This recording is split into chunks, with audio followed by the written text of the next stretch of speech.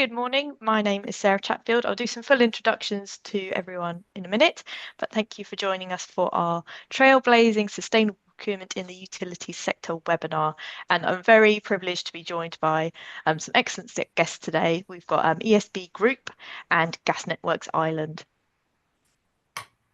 So before we get into the real meat of the webinar, I just wanted to talk a little bit around Action Sustainability, who we are. So Action Sustainability were founded in 2006, and we provide consultancy services to organisations around embedding sustainability into their operations. We also are the delivery partner for the Supply Chain Sustainability School. We have the UK version. We also have the Irish version that launched earlier this year. And we also are very privileged to be joined by one of the new board members for the school, Warwick, this morning as well. So that's great. And we were also very pleased to receive the Queen's Enterprise Award in 2022. So we must be doing something right, which is great. So we've got a fantastic lineup for you this morning. I'll start off with a little bit about myself before I focus on the main event, which is Warwick and James. So my name's Sarah Chatfield. I'm a consultant for Action Sustainability. I specialise in sustainable procurement. I'll also dabble into social value and modern slavery as well. So before I was a consultant, I worked for a main contractor in the built environment sector for about 7 years. So I got a few knocks and scrapes on the way around how sustainable procurement works within organisations before converting over to consultancy. And I spent a little bit of time in the fashion industry beforehand as well, just to keep me on my toes. So as I said, we've been joined today by representatives from GNI and ESB who are going to be sharing some really key insights into sustainable procurement's role within their organisations and the kind of practical steps that they've taken to integrate sustainability and what they're planning to do next on this journey as well. So let's have a little look at Warwick. So Warwick is a supply chain professional with over 30 years of experience in supply chain in both public and private sectors. He has an extensive expertise in supply chain strategy and operational strategic sourcing, category management, sustainability, public procurement, contract supplier integration, supplier relationship management. So he's not leaving much room for anybody else, essentially, with that long list of expertise. And whilst he's been he's led several major projects and supply chain programs across the utility sectors. So again, got some great experience relevant to today. And he's also a leading advocate for the impact that sustainability and innovation has on supply chains. So great long list there. And as I mentioned, he's also just signed up as the new board member for the Irish School. And then other esteemed guest for today is James McGarry, Sustainable Procurement Manager at ESB Group. So James is an experienced procurement professional currently serving as procurement manager at ESB, which is a leading Irish utility company. So again, fitting the bill quite nicely for today's topics. In this role, he's responsible for embedding sustainable procurement practices across the organisation. He's previously been the renewables procurement manager for ESB in Ireland and the UK, where he oversaw the procurement of new renewable energy projects, and he's passionate about value chain development and sustainability, understanding the importance of collaborating with stakeholders throughout the value chain to achieve the shared goals. And he's supporting this commitment by representing ESB on the Irish Supply Chain Sustainability School Leadership Group. So a lot of connections between what Action Sustainability is doing from the school side and also the consultancy side as well. So again, big thank you to these guys for joining us today. And I'm really looking to hear from them in more detail soon. So just a few house rules before we get into the real meat. We will be taking Q&A questions via the Q&A function. And we've got a lot of time to go into questions later. So please use that function as we go through today, and we'll capture all that and have a look at those later on. We have muted cameras and microphones for the audience. So it's a real broadcasting session. Sit back, take in everything, ask as many questions as you like. And we will be sharing slides afterwards as well.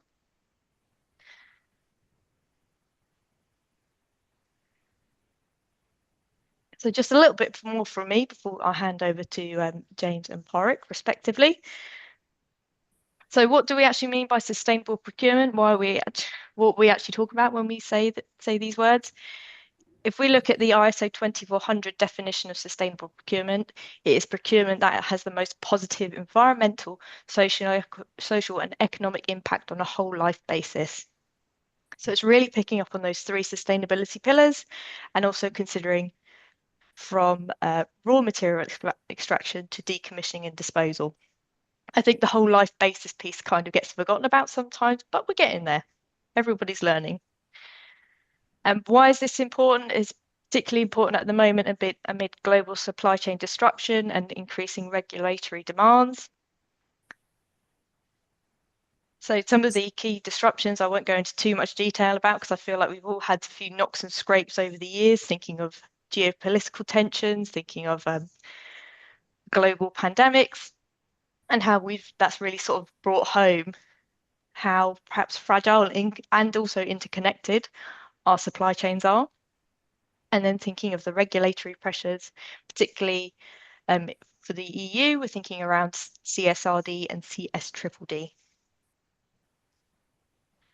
So that's a couple of examples there for you. And sustainable procurement is emerging as a vital strategy for addressing these concerns, whilst also promoting those three sustainability pillars, linking back to the definition of sustainable procurement there. And some key benefits that we're seeing is enhanced decision making, stronger stakeholder engagement, improved efficiencies, and greater collaboration with the supply chain.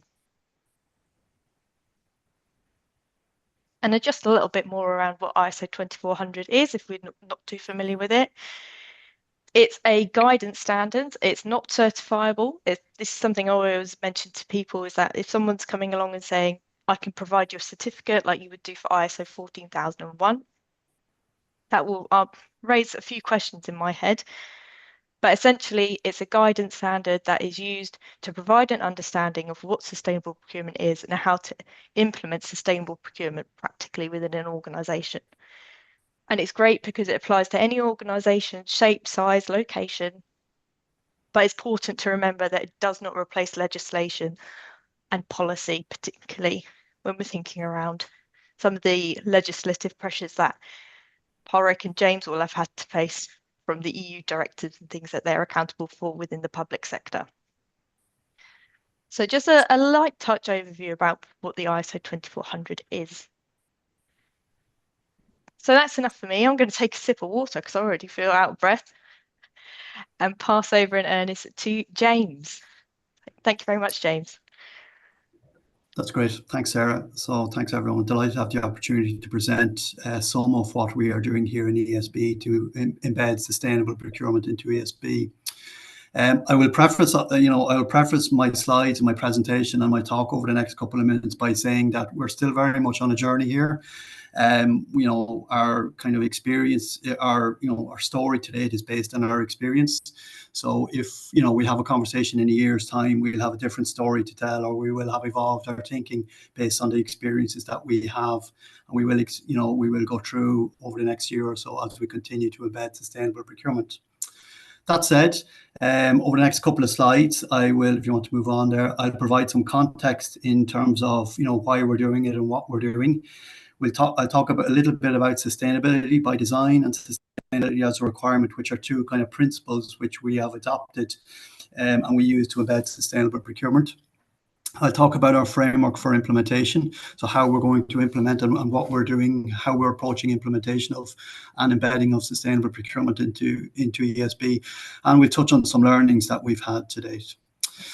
So if you want to move on then, so just to provide some context, so just for the benefit of everybody, I'm not sure if you're aware, but ESB, we're a semi-state utility here in Ireland. We were formed in 1927. We are responsible for electricity transmission and distribution on the island of Ireland. We have a significant portfolio of asset generation, both in Ireland and the UK, as well as a customer supply business, both in Ireland and the UK. So last year we had a procurement spend of 1.6 billion euro. We We have about 5,000 active suppliers. We awarded just over 1,400 individual contracts, and we have 100 plus practitioners in our procurement team. So, we're one of the biggest procurement teams in the utility sector, certainly here in Ireland anyway. A number of years ago, ESB developed a strategy to achieve net zero. And one of the foundational capabilities of, to deliver that strategy was to be, socially and sustainably responsible. So recognizing that procurement was going to be a key lever that we were going to use to deliver our objectives, we developed a sustainable procurement roadmap.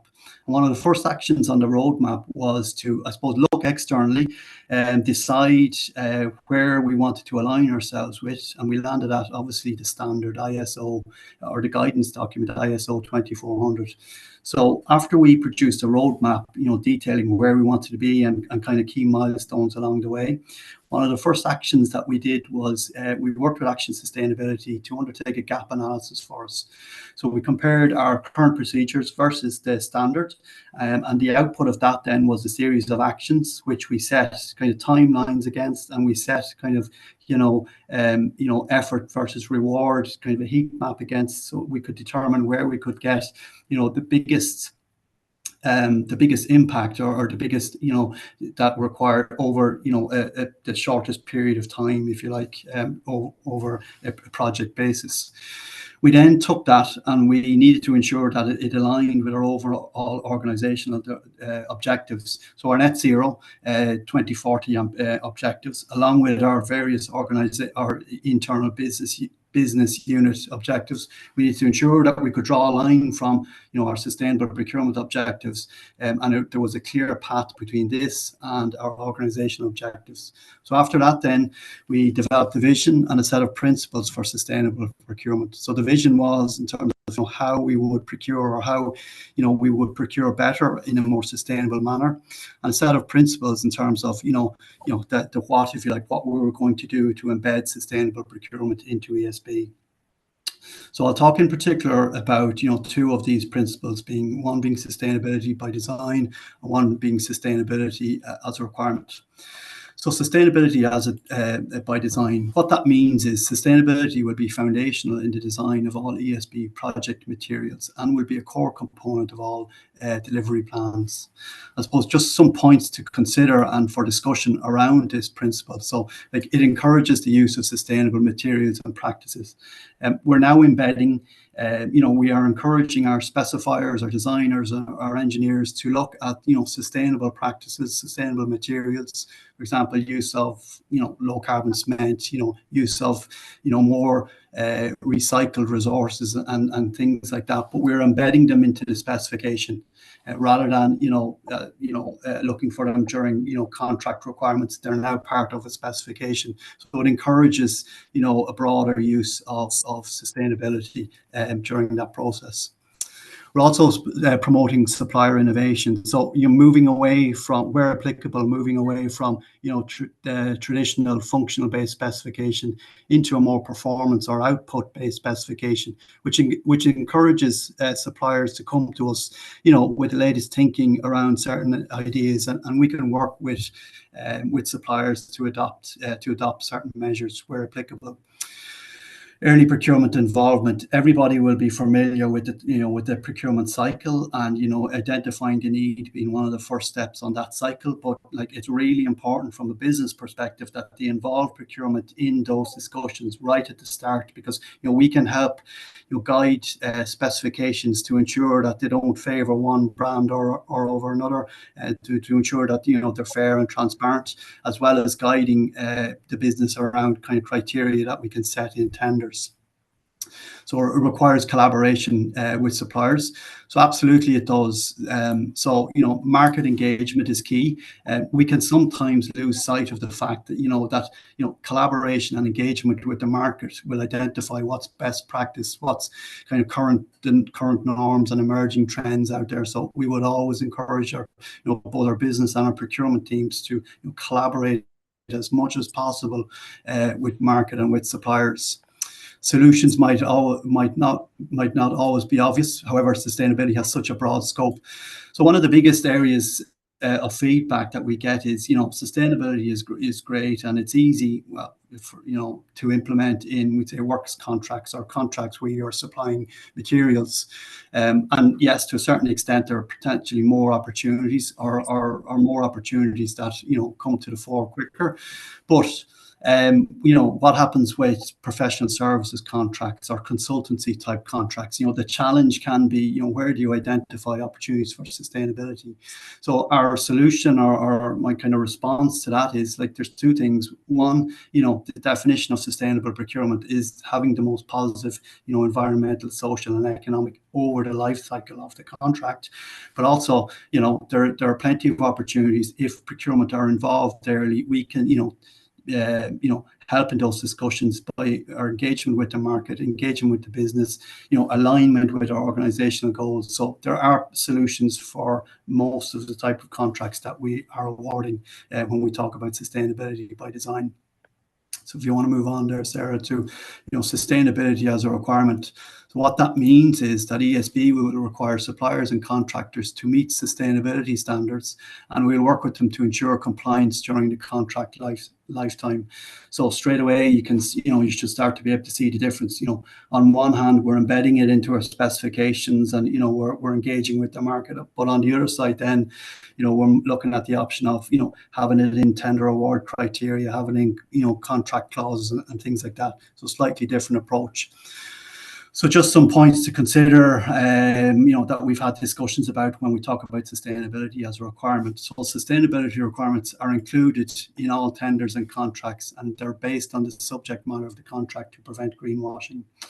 So everybody will be aware of the term greenwashing, and we've all, experienced where we've got, glossy brochures from suppliers and, advertising some really good initiatives and opportunities that they have. But, how is that relevant for what I'm going to procure? So one of the biggest messages that we give to our businesses and our different business units is, we need to make it relevant. So, whatever we ask for must be in the context of the contract that we're going out to procure. Requirements and commitments made at tender stage monitored during the life cycle of the contract.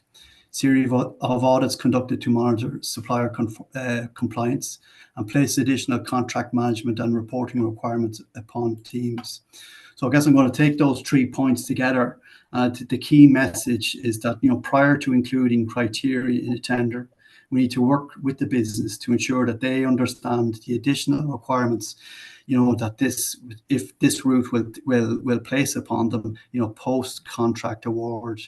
So you're potentially placing a contract, additional contract management responsibility. And we're largely asking for, in some cases, something new or something that they wouldn't have much experience, both, our side as well as the supplier side. So you're asking, a project manager now to be responsible for, things that are not as tangible necessarily as they would be used to and experienced with. So, whether it's, delivering a piece of software, delivering a wind farm, or delivering, something, an electricity substation, they're all tangible, and they can very clearly see the output. And to a large extent, they can measure different milestones and things like that. But by placing, certain criteria in tenders related to sustainability, you're now asking a project manager to be responsible for something that they will be unsure of. The supplier themselves mightn't be 100% sure in terms of, what information is required on a monthly or bi-monthly basis, or whatever the case may be.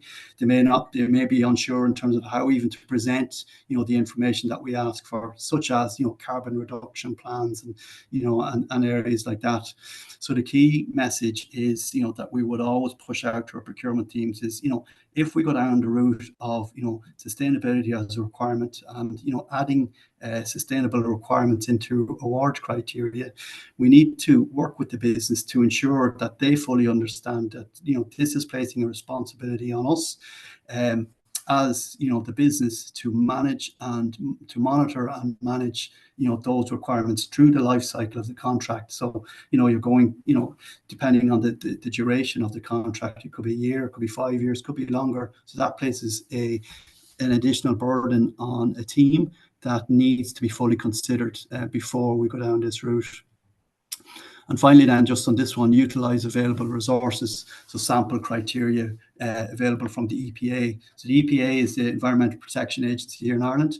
So they have produced some really good guidance for specifications, for award selection and award criteria that we have used and we've amended, to fit our requirements. So I guess the point is there are resources out there that we should be utilising because they'll be to everybody's benefit then. So I guess if you want to move on there, Sarah, please, we just talk about our implementation and our learnings. So we developed a framework for implementation. So how we were going to, embed sustainability into our procurement processes and into how we procure ESB. I guess the important thing is recognize that it's not a linear project. So it doesn't start today and end in a year's time. This is a continuous cycle. So we developed, as I said, a form of framework. I guess we're blanketed, if you like, on the outside by some external to procurement initiatives, such as our STEPS, which is an ESB, internal sustainable transformation initiative. We also have our own individual business unit sustainability plans, CSRD, which I know Power could cover. That places an onus on us in terms of sustainable procurement, as well as our leadership strategy, all pointing us in the direction of net zero. And then, when we took those, we said, like, how best are we going to do this? So we broadly split it into 3 categories. So communicate, embed, review, and revise. So when we talk about communicate, it's about, engaging with our business teams, engaging with the market, updating our policies, looking at best practice, updating templates, training where required. Moving on to embed, then working with our procurement teams and working with our business to translate, business objectives into, objective and verifiable and measurable criteria or into specifications, developing a set of KPIs and monitoring and managing them.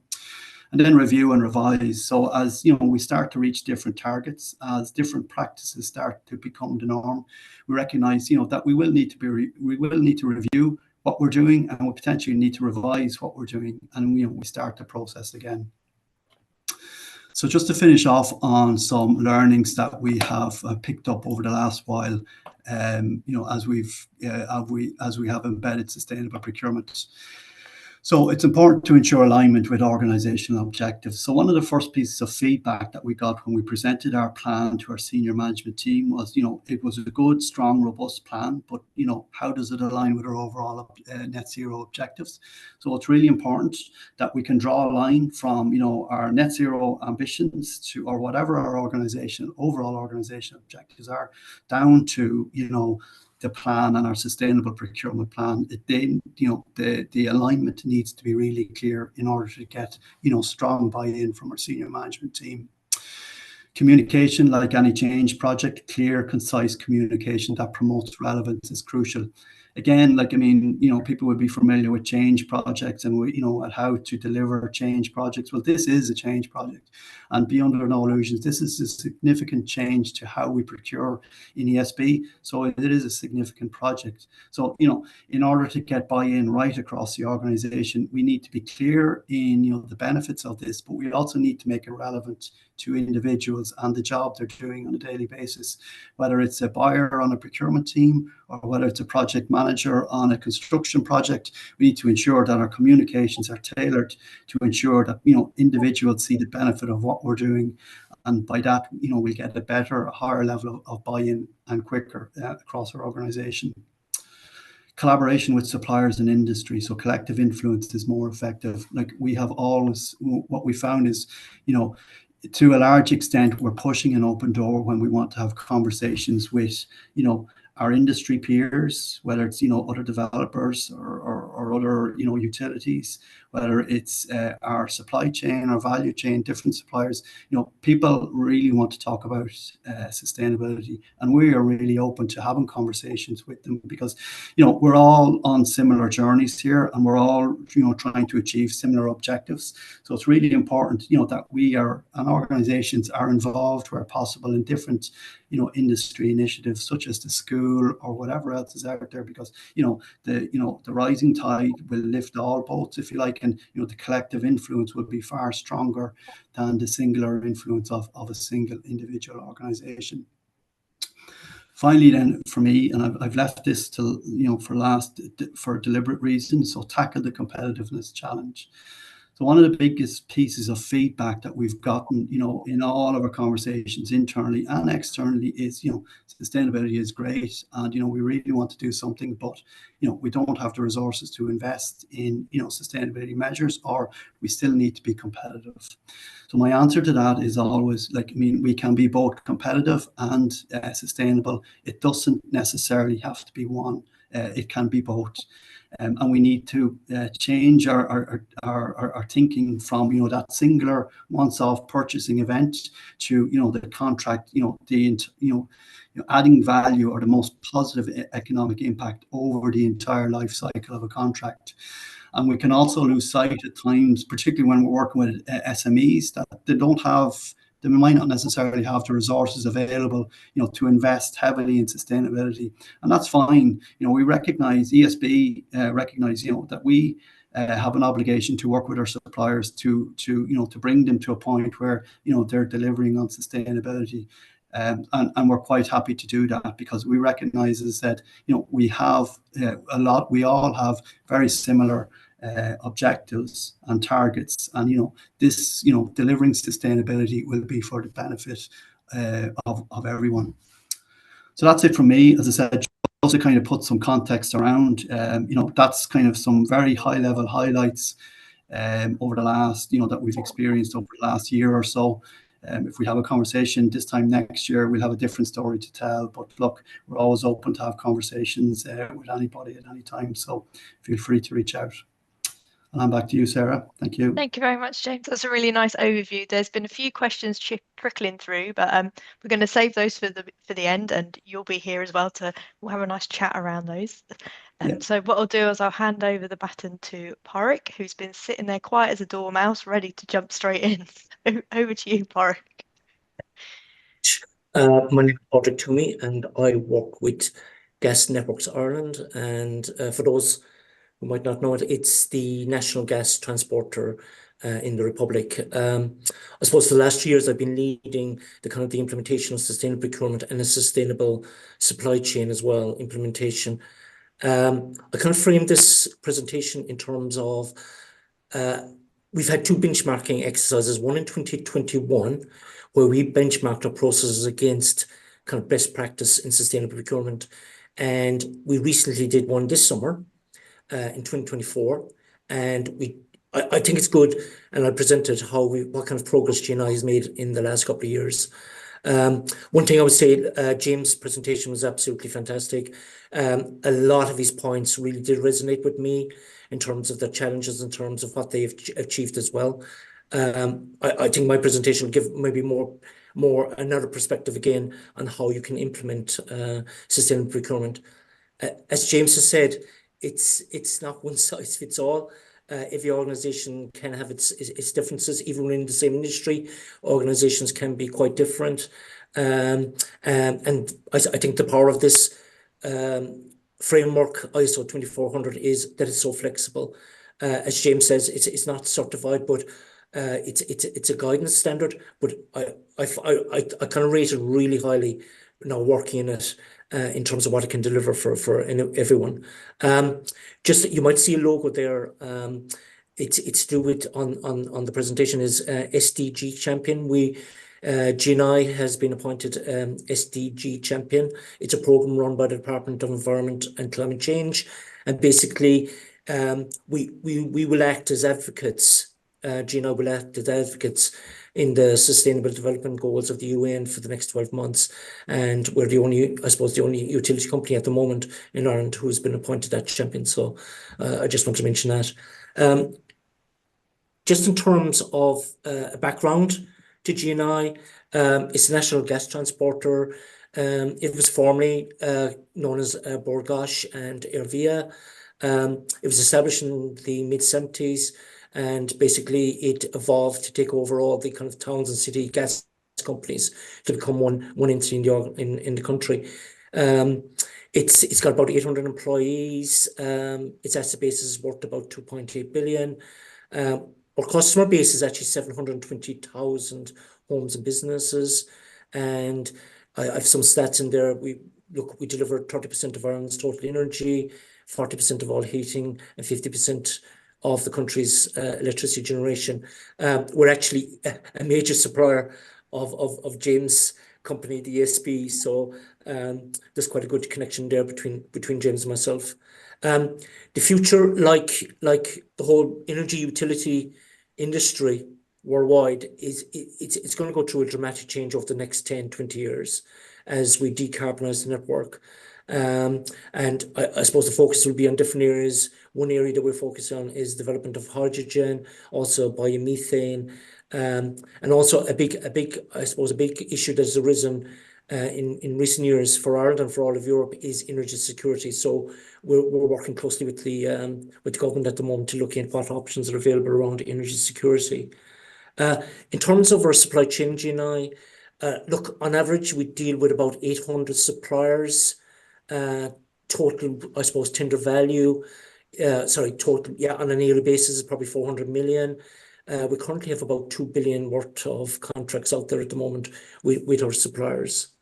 The next slide there is just about I suppose, there is various reasons, and like James had gave some great strategic reasons why you need to implement sustainable procurement. And like in the last 3 years, it has become so important to G&I. It's really feeding in to our overall sustainability program. Also, sustainable procurement produces a huge amount of information that other departments can use, especially the sustainability department as well. So look, it is very effective in terms of supporting a company's drive for sustainability. But you see, there are some of the reasons why we're doing it. I mean, there's been so much change in the last couple of years, and sustainability to me is look, it's the resilience of a supply chain. It's been agile. It's to deal with challenges and ensure that it's sustainable right into the future. It's become such a priority now with boards as well. They're looking for more risk management on supply chains. They're looking for supply chains that are resilient and adaptable. And my own view is that all those words fit under the sustainable procurement umbrella as well, and you see a lot of that as well in the framework. So look, another key driver is the new reporting directives from Europe. The main one being CSRD, the Corporate Sustainability Reporting Directive. It is a game changer. It's really going to impact in organizations, companies all across Europe, in terms of that they must report and they must audit their sustainability data, information, KPIs, and how they're transitioning to a decarbonized economy. And sustainable procurement, and what I've been able to do with ISO 2400 in the last couple of years, it really has allowed us to really examine our supply chain, identify those key areas around what sustainable information and data you need to produce, what kind of plans you need to put in place, what targets you need to put in place as well. So I think, all our supply chains and our procurement are going to go through quite a change over the next couple of years. And I think it's a great opportunity for anybody working in the area as well. It's now become, a board agenda item. And what we found anyway is both our boards and executives have absolutely appreciated all the work that we've done to drive on sustainability in our supply chains. The next slide there. This is, like I said, I framed the presentation as, look, the starting point is we did a gap analysis, very similar to what James done. We took our procurement process there in 2021. We did a gap analysis. Action Sustainability did it for us. And that kind of set our own internal baseline for where we were at that moment in time in relation to sustainable procurement. If any organization that's anyway mature at all today, if they do a benchmark against ISO 2400, they will find areas that they're actually progressing fairly well. But what the framework does, it gives you a very holistic view of how you implement sustainability. It's more than processes. It goes into your organization. It goes into the enablers. I think a very strong point in relation to standard is it really does focus on culture. It focuses on training people up in sustainability. And I think it really does delivering that side of it very much. It's more than just a process that you're trying to implement. So we did our review in 2021. There's a number of levels in the benchmarking model, and we were rated as improving, and I'll show you later on where we came. But you see there in that slide, you're evaluated across quite a number of criteria, and all of those are spelled out in the framework, so they've translated the criteria within the framework right into a benchmarking model, and I find it very effective. Out of that original 2021 gap analysis, we formed all our total project on it, and I think it's very effective internally when you're dealing with senior management, you're dealing with executives, and dealing with boards, that you've got an independent assured, an independent audited or assessment starting point, and that you can measure yourself off that. I think I would imagine it's more of a challenge to go and persuade executives and boards on your project. If you're saying, look, these are the proper elements you should be putting in, if you don't have that external benchmark to measure yourself against. So look, like I said, we built our whole program on it, and it's been very effective. The next slide there, I've often been asked, and there's so many elements in our program in GNI, and I've always been asked, like, can you distill it down for us to kind of like, look, sometimes you get lost in the amount of detail and the amount of, I suppose, projects are going on in one time. So look, this slide, look, I just summarized in as basic as possible 3 steps, and all these 3 steps are actually kind of like simplifying the framework, if you could say. Step 1 is you've got to build a roadmap. You've got to build a plan. When I say roadmap, you've got to have flexibility as well. I mean, people got to understand that things will change over, after a year, after 2 years. As James says, 1 year in one position, but you could be in a very different position in 12 months down the road.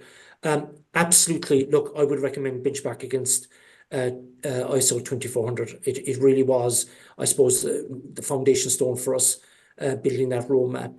Look at best practice. You've got to look at best practice everywhere you can. Collaborate. I've done more collaboration in the last 3 years than I ever did in my career. Just speaking to people in the industry, understand what they're doing. I think sustainability as well is a significant culture change among industries. Industries, companies have to cooperate, and they have to exchange best practice. They have to exchange what they're doing with everything.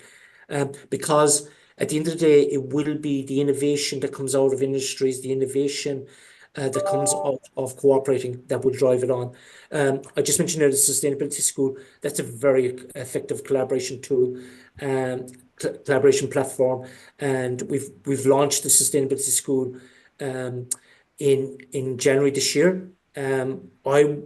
GNI was the first, I suppose, Irish member of the Sustainability School in the UK. We found it such a great platform to deliver sustainability that, look, we encouraged the Sustainability School to come to Ireland, and it really has a successful start.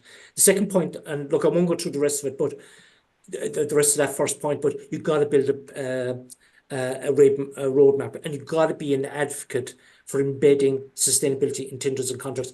I think if you get involved in this area of delivering sustainable procurement, you're going to have to become an advocate. You have to persuade people what the benefits are. You have to get people to face the challenges or whatever. Second step there is you got to build an understanding of your supply chain. It is quite remarkable how many of us don't actually understand our supply chain. I mean, and that's in terms of, even engaging with your tier 1 suppliers, understand where they're getting their sources of material. Who are your tier 2? Who are your tier 3 suppliers? We did, for instance, to understand our supply chain, we took a category of expenditure, and we did a mapping exercise through all the different tiers. It took 6 months. Action Sustainability helped us out. We learned a lot out of it. We learned a lot about our supply chain and what issues are out there, what areas could we see as focus areas, as challenges.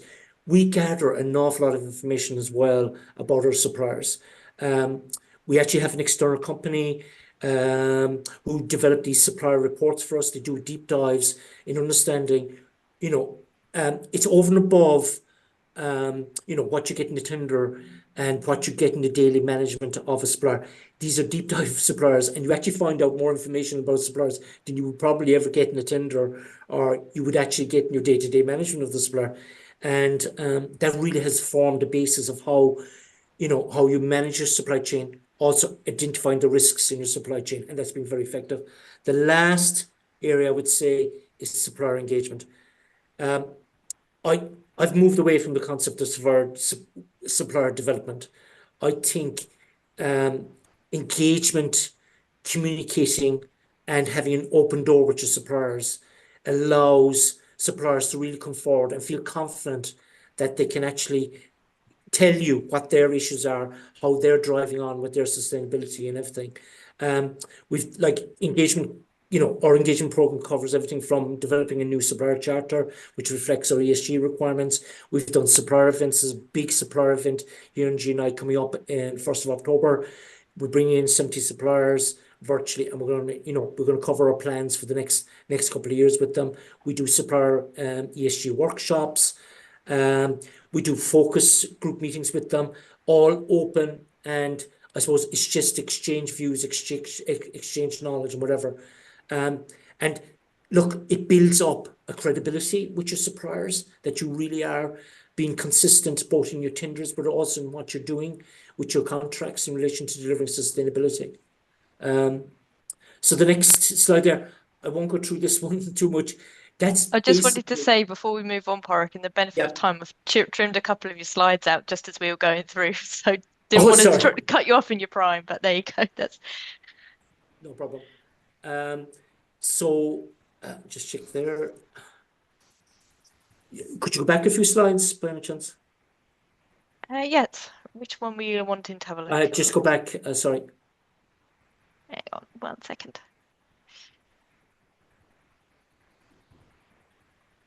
Back further. Yeah, this one. This particular slide, and look, I won't spend too much. That's basically our own internal framework that is distilling ISO 2400 into things that we can understand. And it's basically a more fancy way of presenting what I previously talked about, the 3 steps. And it basically distills it into a working model that you can use. Again, ISO 2400 is very flexible, and you can develop your own approaches to it. And you see there, I think one thing is, it's like I said, it's very holistic. I mean, it a lot of engagement, communication. It's more than what you do in your processes. It's more than what you do in your tenders, even though they're absolutely critical. It's even more than what you do in your contracts. It's really creating a culture, both in your organization and with your suppliers. If you go on to the next slide, Sarah, and I'll flip through them fairly quickly. Look, I just have some examples there. We do a heat mapping exercise every Q1 where we do about 15 internal workshops with stakeholders. We take our tender plan and we basically identify the high impact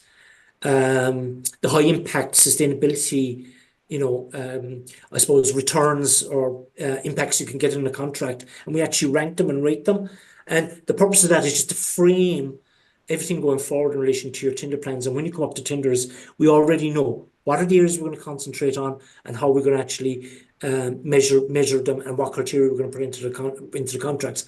And that has been a very effective tool as well in terms of that. Do you want to go on to the next slides? So, yeah, this is my last slide, and this is the kind of the output of the ISO 2400 gap analysis in this summer. You can see there, look, we've advanced our maturity level from improving to established, and you see there in the lower left-hand corner, you see the different levels. I think it's basic, improving, established, maturing, and leading. So we're at the maturity level. That took us about 3 years to get to that. We estimate it'll take us another 4 years to get to maturing. And I suppose a lot of the work we've done has really been internally in supply chain. It's also been around training and engaging with suppliers and training and engaging with our business stakeholders. A lot of the work that's going to have to be done in the next 4 years is actually, it's very much aligned with the new Corporate Sustainability Reporting Directive.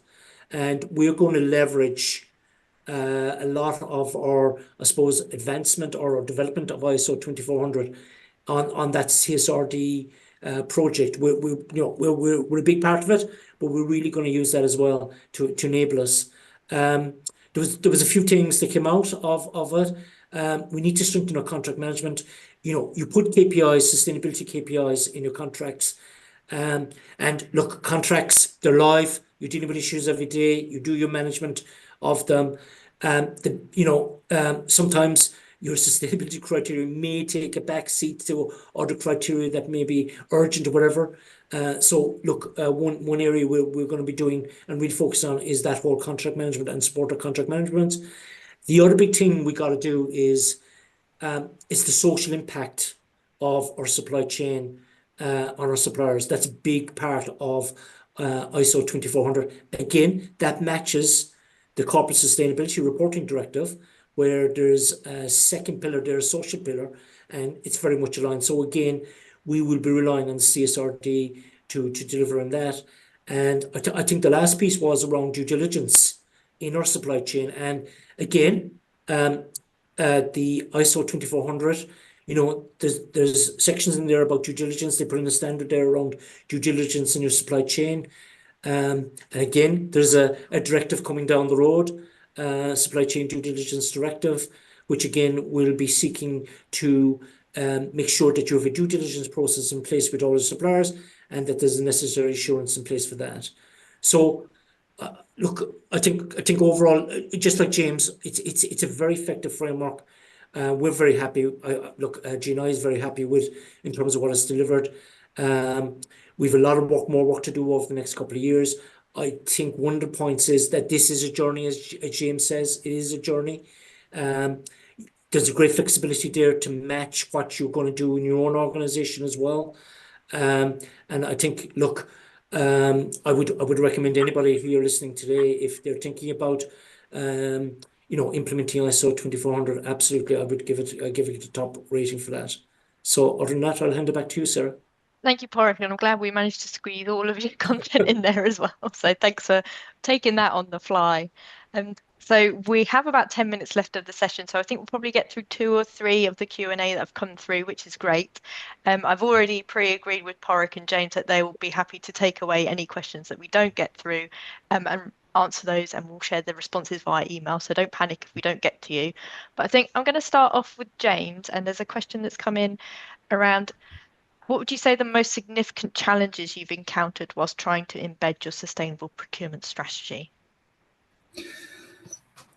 So there's a couple of things. I'm conscious of time, and as I said, we will follow up on an email. But so there's 2 things. One, the competitiveness challenge, as I mentioned on the slide. So people think, yes, it's great, but it's going to cost me more, or we need to be competitive. That's one of the things. And again, the answer to that is, we can be both. And, you're shifting the mindset or shifting the thinking from the singular kind of, awarding of a contract event to the life cycle of a contract. So it's about, it's about, I guess, communicating that message.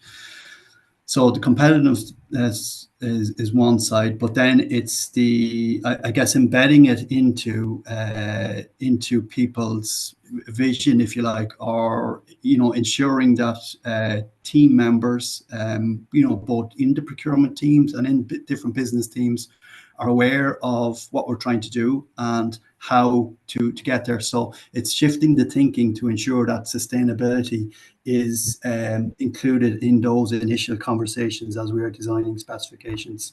So competitiveness, and I guess it's that change of mindset, both internally and externally, to start conversations around sustainability. I guess they're the 2 biggest challenges at the moment anyway. Thank you. Porrick, do you have anything to add from your perspective at GNI around the challenges for embedding sustainable procurement?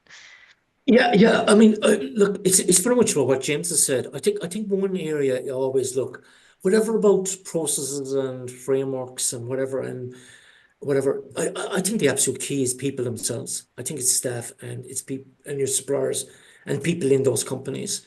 And it's creating the culture, you know.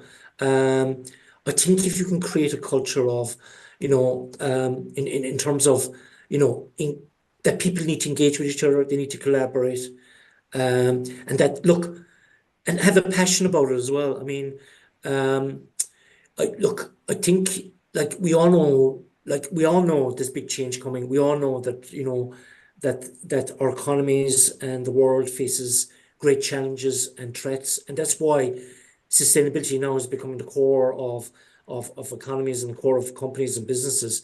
And I think that's a great motivating factor, you know. But I do think um, there just seems to be a reluctance among staff internally. I've noticed they quite can't get their head around sustainability and what it means for their roles. And there's this big concept now arising of creating sustainability cultures within organizations. I think we'll get there. I think we'll eventually get there. It is going through our organization, and I saw a remarkable change. If especially especially last year when I'm doing these quarterly, or sorry, the Q1 reviews, I've seen a remarkable change in the workshops. The first year, very little engagement. The second year, a little bit more. But then in the third year, it's just taken off. And I've now got to a point where those 15 workshops with stakeholders right across the company, they're driving the agenda now. And that took about 2 or 3 years, but it's getting there. And that's a big challenge. Perfect. Thank you both.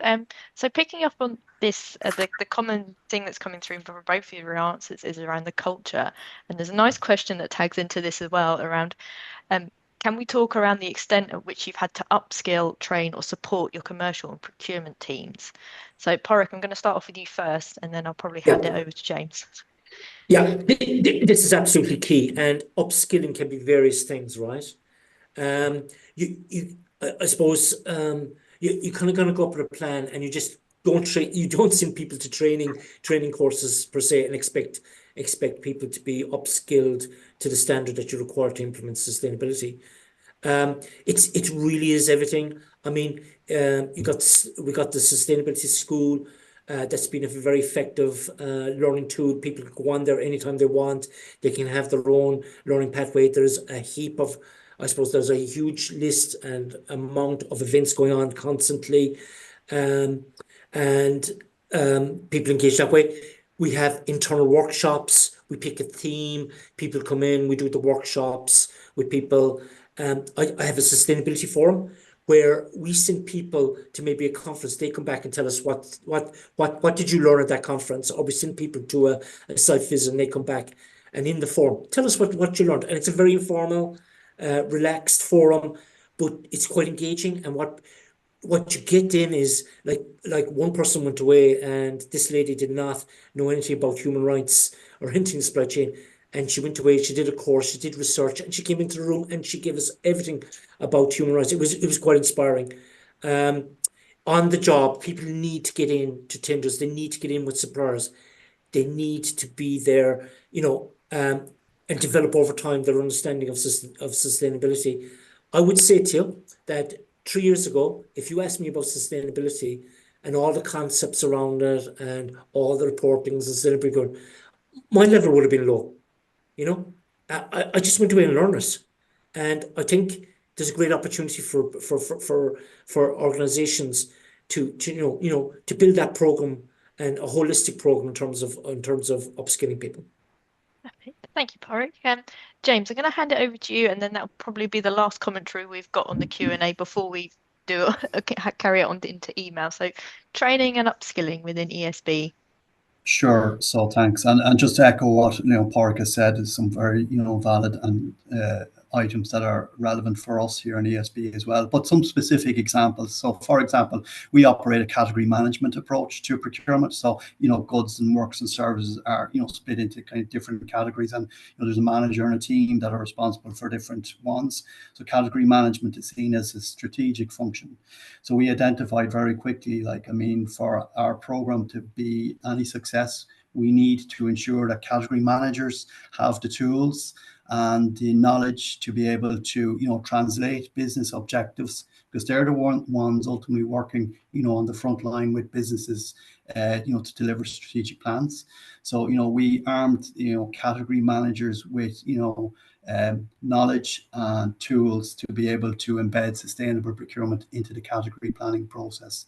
So we developed specific training for our category managers. That will be, seen as key for us. Externally, and Pádraig has alluded to as well, the supply chain school, we can't underestimate, how valuable that resource is, in particular for our supply chain, and in particular for SMEs in our supply chain, because the bigger tier 1 type companies have fairly well defined learning and training structures within them, but it's that middle level of supplier that we need to be focusing on, and we need to be working with them to support them along their journeys as well. And in that way, we're working with the school, and we're using the schools, the resources that are available from the school, and we're promoting them with our suppliers. And then I suppose finally, group wide, so within ESB we have a number of internal sustainability initiatives, which kind of we've alluded to in the slides. But in particular, we developed the Sustainability Navigator program, which individuals were invited to volunteer for a program that lasted approximately 8 months.